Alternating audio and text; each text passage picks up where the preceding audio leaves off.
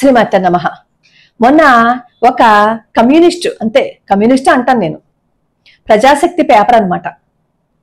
ఆ పేపర్ అతను ఏం రాశాడు అంటే, ఈ ప్రయాగ వెళ్తున్నారు కదా ఆ కుంభమేళాకి, అక్కడ స్నానం చేస్తూ ఉంటారు, ఇన్ని లక్షల మంది అక్కడికి వస్తారు, మలమూత్రాదులన్నీ అక్కడే విడిచిపెడతారు, స్నానం చేసినప్పుడు గొంతులోకి వెళ్ళిపోతాయి, ఇన్ఫెక్షన్ వచ్చేస్తుంది, ఆ మలమూత్రాదులే మీ నోట్లోకి వెళ్ళిపోతాయి అంట.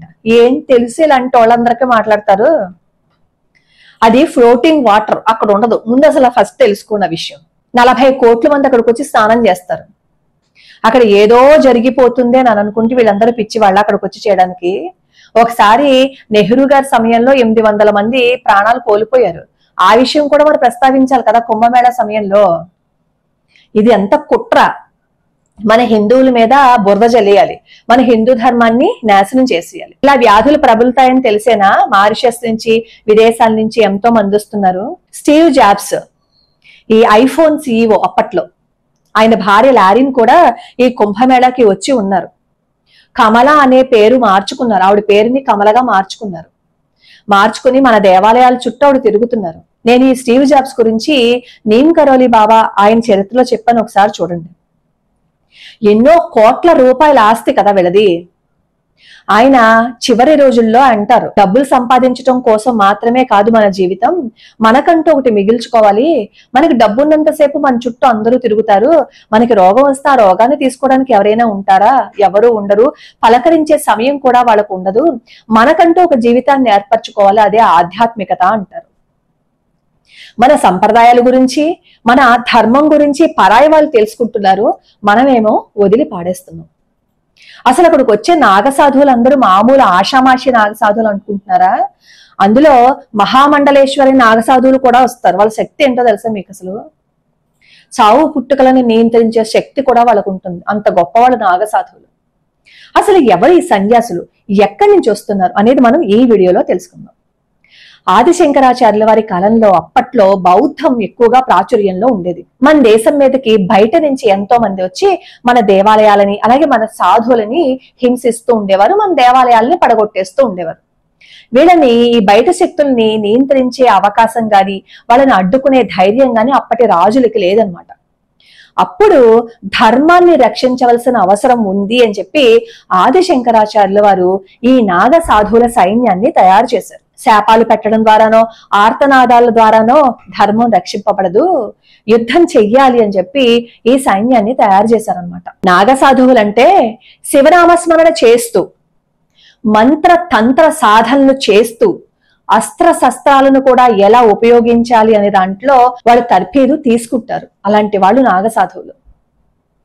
మన దేశం మీదకి ఎవరైనా వస్తే వాళ్ళని తరిమి తరిమి తరిమి తరిమి కొట్టేవారు. మన దేవాలయాలను రక్షించుకోవటానికి రాజులు అప్పట్లో చాలా ప్రయత్నించారు, కానీ వాళ్ళ వల్ల కూడా కాకపోతే అప్పుడు ఈ నాగ సాధువులు సహాయం తీసుకునేవారు.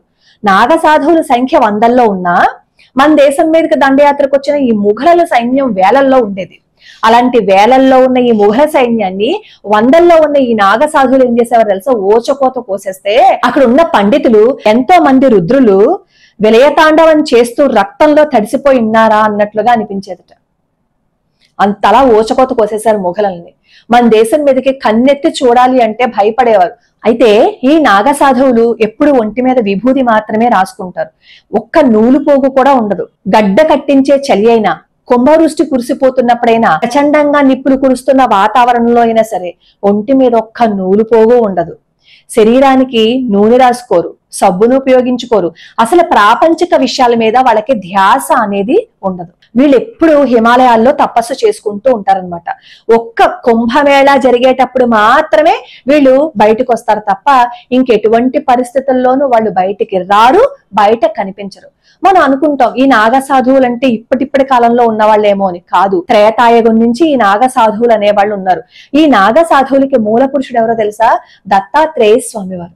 తర్వాత ఈ ఆధునిక కాలంలో ధర్మాన్ని రక్షించటం కోసం ఆదిశంకరాచార్యుల వారు ఒక సైన్యంగా తీర్చిదిద్దారనమాట.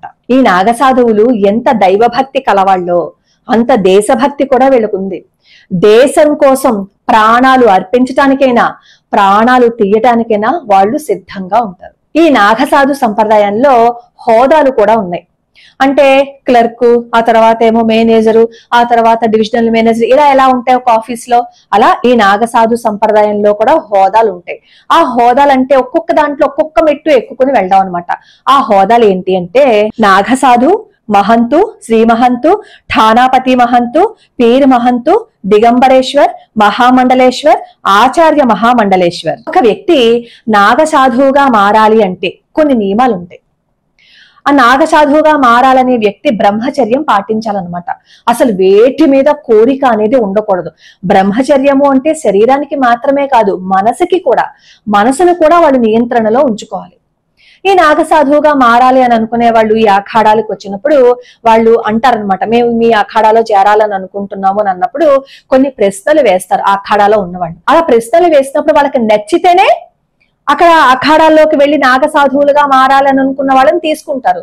లేదు అంటే ఎన్నిసార్లు వచ్చినా అసలు తీసుకోరనమాట. ఈ నాగసాధువులుగా మారాలి అని అనుకున్న వాళ్ళు 6 నెలల నుంచి 12 సంవత్సరాల పాటు కఠోర దీక్ష చేయవలసి ఉంటుంది. అయితే చాలా మందికి తెలియని విషయం ఏంటంటే అఘోరీ సాధువులు వేరు, నాగ సాధువులు వేరు. మొన్న అఘోరిని చూసి అందరూ నాగసాధువు అన్నారు. నాగసాధువు కాదు. నాగసాధువులు శాకాహారాన్ని మాత్రమే తీసుకుంటారు. ఎవరైనా ఇస్తే ఆహారం తీసుకోరు, వాళ్ళు భిక్షాటం చేసుకుంటారనమాట.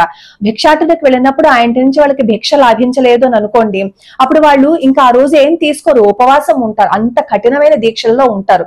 వాళ్ళు ఎప్పటికీ మాంసాహారం ముట్టుకోరు. ఈ నాగసాధువులుగా మారాలి అని అనుకునేటప్పుడు ముందు ఏం చేస్తారు అంటే వాళ్ళకి ఒక్క కౌపీనం మాత్రం కట్టుకోవడానికి అనుమతిస్తారు, కాషాయ రంగులో ఉంటుంది.